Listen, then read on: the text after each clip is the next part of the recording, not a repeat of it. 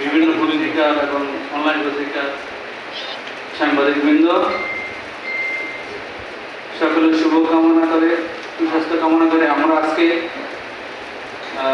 হ্যামসার আলিগি বাজারস্থ দক্ষিণ এবং উত্তর ইউনিয়নের যে জনগণ আজকে এক অত্যাচারের বিরুদ্ধে অত্যাচার সইতে সইতে আমরা আজকে দেওয়ালে পিঠ হয়ে গেছি। সেই সুবাদে আমরা হ্যামচার উপজেলা পরিষদ এর অত্যাচারী তাজুল ইসলাম ভূঁইয়ার বিরুদ্ধে বিভিন্ন সময়ে আমরা যখন এলাকাবাসী ক্ষতিগ্রস্ত হইতেছিলাম, তো বিভিন্ন মহলে আমরা দরখাস্তগুলি করি, আবেদনগুলি করি সুস্থ বিচারের জন্য। ও খুব প্রভাবশালী এবং আসলে আমাদের হ্যামচার উপজেলায় বিভিন্ন অফিসের আউটসোর্সিং এ কর্মরত। তো এই আপনার উপজেলার যে প্রভাবটা, এই প্রভাবটাই আমরা সহ্য করতে পারতেছি না। এত প্রভাব যে কোনো মহলে আমরা এই বিষয়গুলো নিয়ে আমরা কারো ধারস্থ হই, সেখান থেকে একটা দরখাস্ত কোনো অভিভাবকের কাছে দিলে সেখান থেকে গায়ে ফেলে যায়, পরবর্তীতে অ্যাকশন লাগে। এবং কি বহিরাগত ফুলাফান অনেক সন্ত্রাসী লোক এক এলাকায় ঢুকিয়ে আমাদেরকে অন্যায় অত্যাচার মাত্রা বিশাল, মানে মাপার মতো না।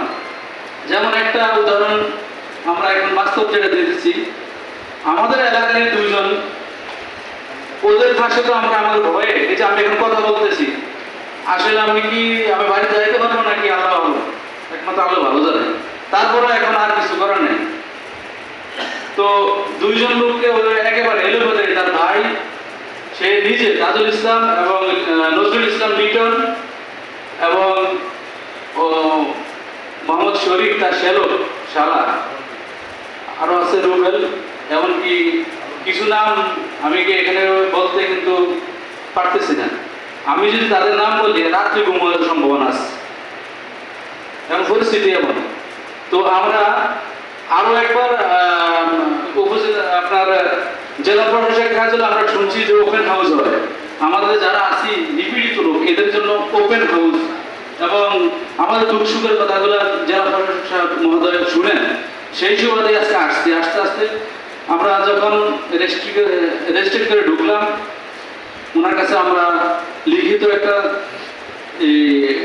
অনুলিপি দেওয়া হয়েছে। লিখিত যেমন জি সবার সামনে আছে যে অভিযোগটা, জি হ্যাঁ। তো আমরা যখন জেলা প্রশাসক মহোদয়ের কাছে গেলাম, আলহামদুলিল্লাহ উনি অত্যন্ত আন্তরিক।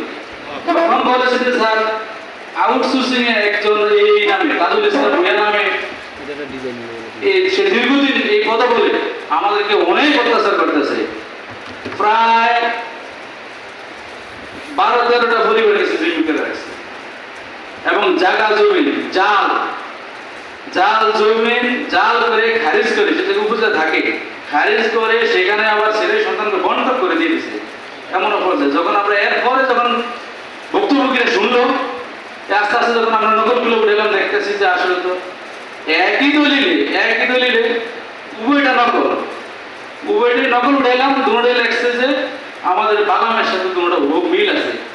কিন্তু যখন আমরা যে জাল দলিলটা করছে 44% জমি আমাদের আছে, এটার উপর আমাদের মামলা আছে।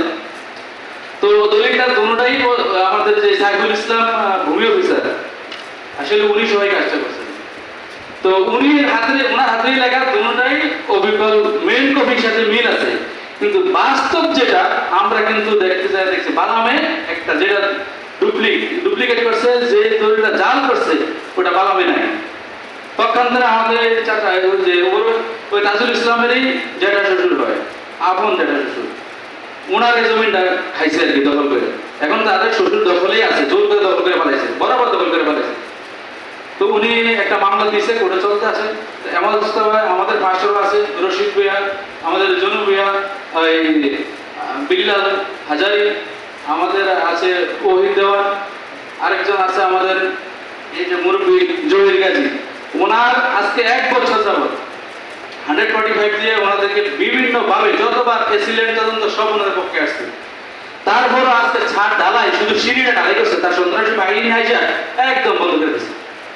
পুলিশ প্রশাসন পারতেছে না, এমন অবস্থা। যা যদি কেউ আপনার প্রমাণ চান দেয় দেখতে পারেন। আপনাদের মাধ্যমে আমরা এখন দেওয়ালে ফিট হয়ে গেছে কি আমাদের।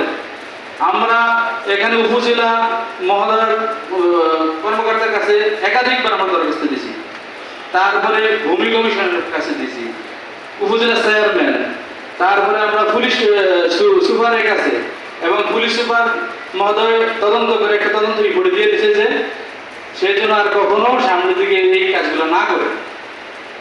তারপরে এখন আমরা এই যে ডিসি মহোদয়ের কাছে ইতিপূর্বে একটা দরখাস্ত দেওয়া হয়েছে, পূর্বে ট্রিবিউনাল সাহেবের কাছে যাওয়ার পরে আর আমরা কোনো হদিস পাই না, শেষ।